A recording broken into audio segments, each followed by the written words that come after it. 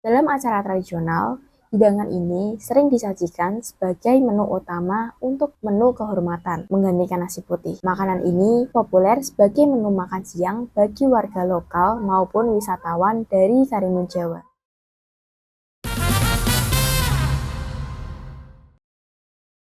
Udah kenyang makan-makan, sekarang kita lihat wisatanya nih guys. Ada apa aja sih di Kabupaten Jepara ini? Yang pertama tentunya ada Taman Nasional Karimun Jawa yang pasti semua sering dengar kan.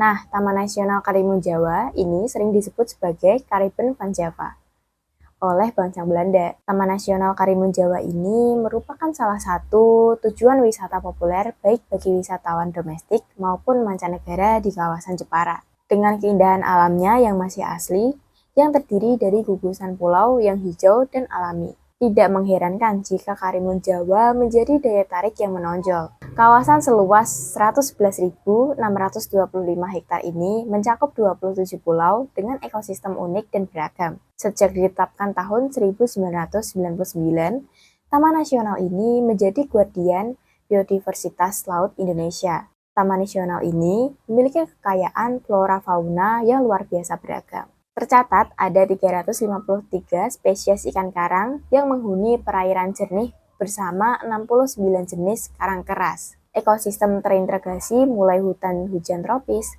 mangrove, hingga pada lamun menciptakan habitat yang sempurna. Tiket masuk ke dalam Taman Nasional Karimun Jawa ada penyesuaian loh guys. Wisatawan lokal cukup membayar 20.000 per orang pada hari kerja dan pada akhir pekan atau libur sebesar 30.000 per orang. Sedangkan wisatawan asing dipatok dengan harga 200.000 per orang. Selain wisata bahari, Jepara juga punya wisata edukasi loh. Di antaranya yaitu Museum R.A. Kartini. Museum R.A. Kartini adalah museum yang terletak di sebelah utara alun-alun Jepara. Museum ini termasuk museum umum sekaligus objek wisata sejarah maupun edukasi yang dikelola oleh Dinas Pariwisata dan Kebudayaan Kabupaten Jepara.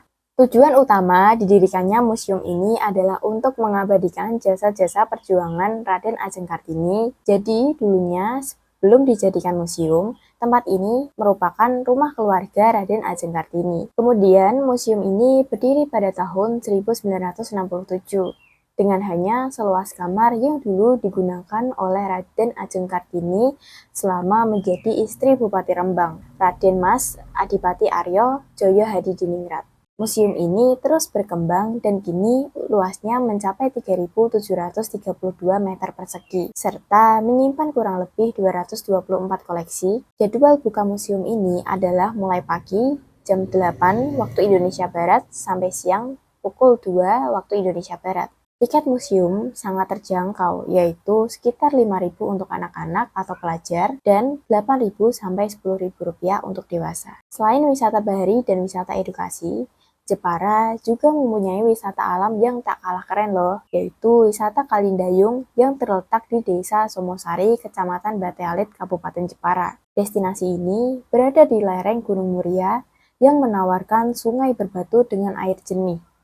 Berjarak sekitar 20 menit dari pusat Kecamatan Batealit. Destinasi ini cocok untuk wisata alam santai. Beberapa area menuju lokasi ini masih berupa tanah merah dan berbatuan, sehingga disarankan menggunakan kendaraan yang prima.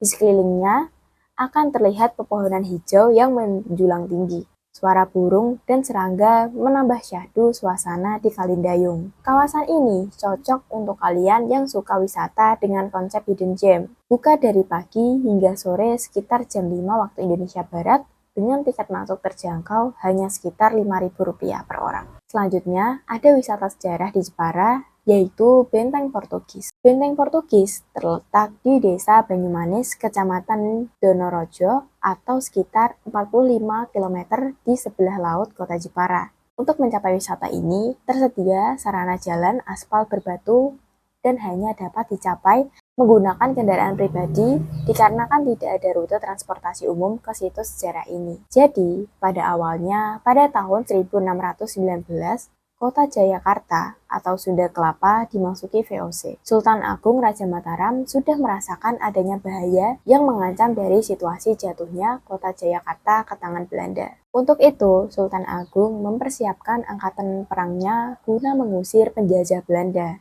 Kejadian ini membuat Sultan Agung berpikir bahwa VOC hanya bisa dikalahkan lewat serangan darat dan laut secara bersamaan.